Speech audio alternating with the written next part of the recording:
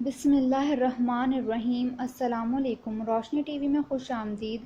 تمام video updates کے لیے میرے چینل روشنی ٹی وی کو سبسکرائب کر لیں اور بیل نوٹیفیکیشن کو آن کر دیں۔ بڑھتے ہیں اپنی آج کے موضوع کی جانب، جس کا نام ہے شیطان کا سامان۔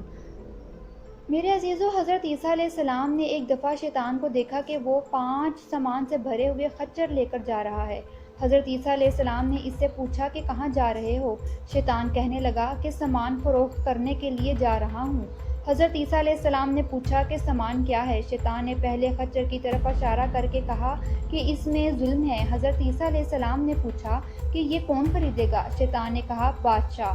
حضرت عیسیٰ علیہ السلام نے دوسرے خچر کی طرف اشارہ کر کے پوچھا کہ اس میں کیا ہے؟ شیطان نے کہا کہ اس میں تکبر ہے۔ پوچھا یہ کون خریدے گا؟ شیطان نے کہا کہ زمیندار۔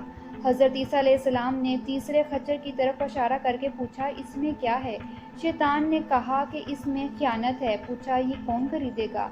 شیطان نے کہا کہ تاجر۔ حضرت عیسیٰ علیہ السلام نے چوتھے خچر کی طرف اشارہ کر کے پوچھا کہ اس میں کیا ہے؟ شیطان نے کہا کہ اس میں حسد ہے۔ پوچھا یہ کون خریدے گا؟ کہا یہ علماء خریدیں گے۔ حضرت عیسیٰ علیہ السلام نے 5ویں خچر کی طرف اشارہ کر کے پوچھا کہ اس میں کیا ہے؟ شیطان نے کہا کہ اس میں مکر ہے۔ پوچھا یہ کون لے گا؟ شیطان نے کہا کہ یہ عورتیں لیں گی۔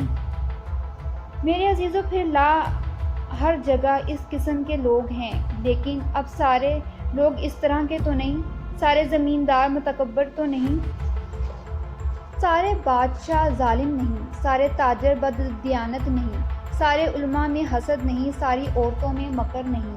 عزیزو، ان سارے مدینہ بھی بڑے اچھے زمیندار تھے۔ حضور صلی اللہ علیہ وآلہ وسلم نے ان کے لیے دعا کی کہ یا اللہ ان سار کی بخشش کر دے، ان کی اولاد کی بخشش کر دے، ان کے پوتے پوتیوں کی بخشش کر دے، یا اللہ ان کی بیویوں کی، ان کے نوکروں کی بھی بخشش کر دے۔ پھر کہا یا اللہ ان کے پڑوسیوں کی بھی بخشش کر دے۔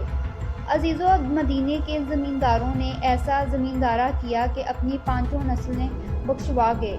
عزیزو، یہاں ایک اور بات کرتی ہوں، جیسے پیسہ جوڑنا ایک نشہ ہے، ایسے ہی خرچ کرنے کا بھی ایک نشہ ہے۔ جیسے گننے کا ایک نشہ ہے، ایسے ہی دینے کا بھی ایک نشہ ہے، اور جس کو دینے کا نشہ چڑھ گیا عزیزو، وہ جمع کرنے کا نشہ بھول جائے گا۔ جسے غریب کی دعا لینے کا نشہ چڑھ گیا، وہ پھر سارے نشے بھول جائے گا۔ اس لیے عزیزو، غریبوں کو دینا سیکھیں۔ جمع کرنا بھی کوئی کمال ہے؟ جمع تو مینڈک کرتا ہے، چونٹی کرتی ہے، یہ کام مسلمان کا نہیں۔ عزیزو، اس وقت ہم سب کو وہ گناہ کھلم کھلا کرنے کی عادت ہو چکی ہے جس پر پچھلی قوموں پر اللہ کی پکڑ آئی، جس پر اللہ تعالیٰ نے پچھلی قوموں کو ہلاک و برباد کر دیا۔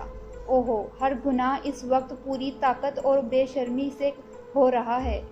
میرے عزیزو، اگر ہم سب نے توبہ نہ کی اور دوسروں سے توبہ نہ کروائی تو ڈر ہے کہ کہیں اللہ کی پکڑ کا دروازہ دوبارہ نہ کھل جائے۔